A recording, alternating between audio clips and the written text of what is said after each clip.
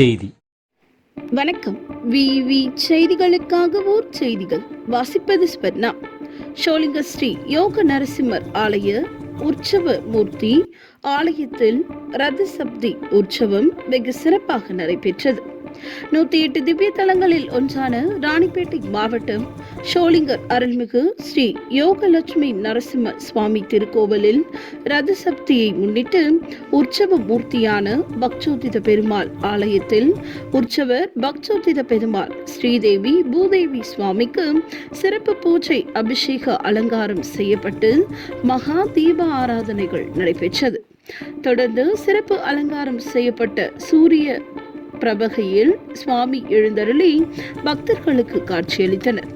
தொடர்ந்து கோபுர தரிசனத்தை தொடர்ந்து மங்கள வாத்தியங்கள் முழங்க சன்னதி தெரு, சுப்பாராவ் தெரு, பைரா கிமட தெரு, அஞ்சலக தெரு உள்ளிட்ட 4 மாட வீதிகளில் உலா சென்று பக்தர்களுக்கு காட்சி தந்து அருள்பாலித்தார்.